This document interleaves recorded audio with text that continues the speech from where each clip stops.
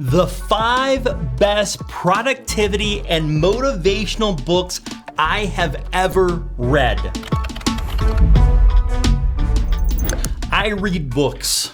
I think the books are some of the cheapest education there is out there, and anybody who's serious about learning any topic can always be reading. As a matter of fact, Andrew Carnegie, one of the richest people in America of his time, helped the society because he believed education and using books was the way to get there. And he was the one that funded and helped start the library system because he believed that gaining wealth, gaining understanding was all through reading education and reading books. I believe that books increase productivity. It's a big passion for me. Real estate is a passion, as you know. I've read dozens, maybe hundreds of books. I've got huge bookshelves at my house. Now, I'll tell you this, I'm not a great reader. I'm dyslexic and I have a hard time reading. So that just tells you how much effort it takes for me to be able to read. I do a lot of Audible, but reading and listening to great books is the way to go if you want to increase what you are doing. So let me show you 5 of the next books you should read. And I'm going to throw in a bonus. We're going to have 6. Okay, guys, the first book I want to talk about is The Compound Effect.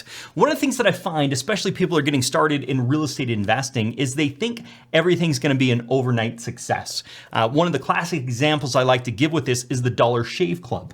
Lots of people have seen that video of the Dollar Shave Club and think this guy had overnight success, when if you do some studying of it, this was like 10 years in the making. He first started by going to college. Then he started by going to comedy school. Then he started doing stand-up comedy. Then he started putting business plans together. And then he started working with investors and getting money. Then he was working on this video, and all of a sudden this viral video pops up and everybody thinks that it's an overnight success. Well, like most overnight successes, it's 10 years in the making. So one of the things I like about this book is all about the compound effect. So it's not about some big thing you do. It's the little things you do every single day. It's the thing that gets the traction going. And so this really talks about, don't worry about something major, do something small, and as that adds up, it has compound. The other reason I really like this is compound interest has been called the 5th wonder of the world, right? So, or 6th wonder of the world. So the idea here is small little improvements over a long period of time is what has drastic change. Another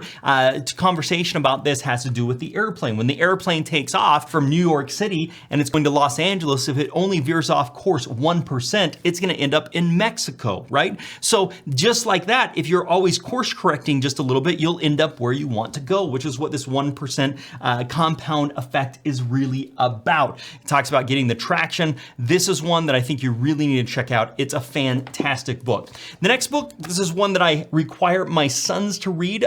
They at this time are 11 and 9. I love this book. This all came back. Mark Twain said, if you could start your morning by eating a live frog, you'd tackle the worst thing that would happen all day. This talks about that, right? So this talks about, hey, do the hardest thing first thing, okay? Do the hardest thing first thing, get it done. He also talks about if you have to eat 2 frogs, if you have 2 horrible things, which one do you do first? You eat the ugliest one first, right? So do the hardest task, not necessarily the hardest, but the one that you're not wanting to do, the one that's going to be giving you the anxiety, that type of stuff. You do that first. Do the most important thing first thing in the day. Get that done. If there's 2, eat the ugliest one first. That and so much more in Eat This Frog. Okay, next thing I want to talk about here, and this is a classic. This is Covey. You can see I've got the audiobooks. You can see how old this is because this is still the tapes. I've got the book. I couldn't find it in my library, but I've got it. So there's a couple of tips here that I really like about 7 Habits of Highly Effective People. This is a classic. This is like timeless. This will never go out of style. He goes through 7 things. Number 1, he talks about being proactive rather than being reactive, being proactive. So designing life by design, not by default is the way I like to say that. Second thing he talks about is beginning with the end in mind. If you know where you want to be, then you can put a plan together. So begin with the end in mind. Number 3, he talks about putting first things first, which kind of goes back to our eat that frog principle we've been talking about. Number 4, and I really like this, is think win-win. You've got to make sure everybody's winning or there's no sense to work together. It's got to be a win-win for everybody. Step number 5 is seek first to understand, then to be understood. Most people get frustrated, annoyed, whatever the case is. You first need to say, hey, what's going on there? And then you seek to be understood. Number 6 is synergize, which talks about finding these synergies and things that are going to help you get to the next spot. And number 7 is this principle of sharpening the saw. It tells the story about the axeman who's got to chop down 100 trees. And the one guy just goes out and starts chopping. The other guy goes and sharpens his saw, and he gets the trees cut down a lot faster because it took less effort for him than the guy that had the dull blade. If you sharpen that saw, it's going to make life a lot easier for you. So that's everything with the, not everything, but that's some overview when we talk about the 7 habits of highly successful people. The next one is going to be a little bit interesting, and I'll tell you right now, it's a little bit dry in spots, but the message here is amazing, okay? It kind of goes through this misconception. It's called the Checklist Manifesto. It goes over this misconception that checklists are about ticking boxes and mindlessly following a protocol. It gives example of hospitals and saving lives because they follow checklists, because they're doing the things. Lives were saved. It talks about Warren Buffett and his investment strategy and following a checklist, and he basically says if you're doing anything, you need to follow checklists. This book revolutionized my life in the way that I'm doing. I have done hundreds and hundreds, I don't know how many hundreds of real estate deals now.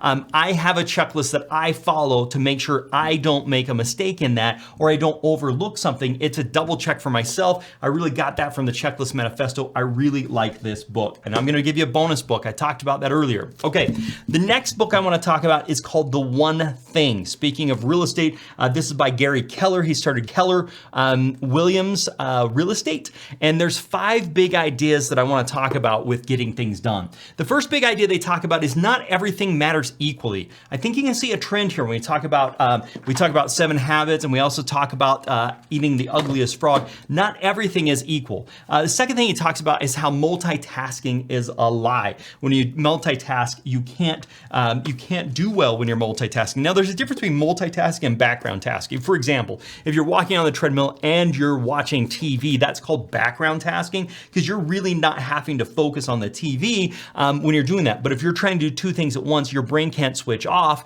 There's research studies and everything that's been done based upon that. I think it's really interesting. Number 3, discipline is a result of habit, which is kind of interesting because that goes back to our compound effect where it talks about doing those little things all the time.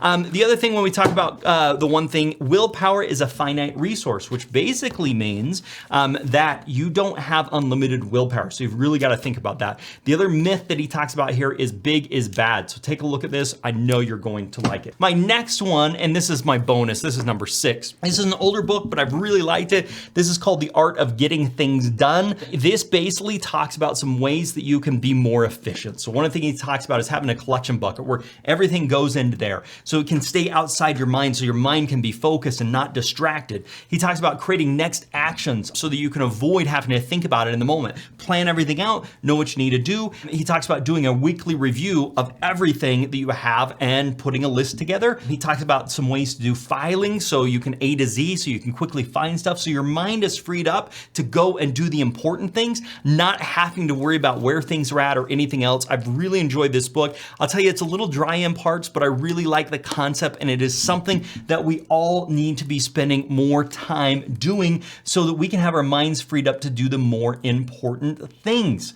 I have put together another video, the 13 steps to successfully fix and flip. These principles apply to everything, including real estate investing. So during this video, I talk about where you should actually start and when to do fix and flips. I talk about getting your roadmap and how to set it up to get your very first deal. And I go over what are the most important things that get overlooked when you're doing a fix and flip. Check this video out and make it a very profitable day.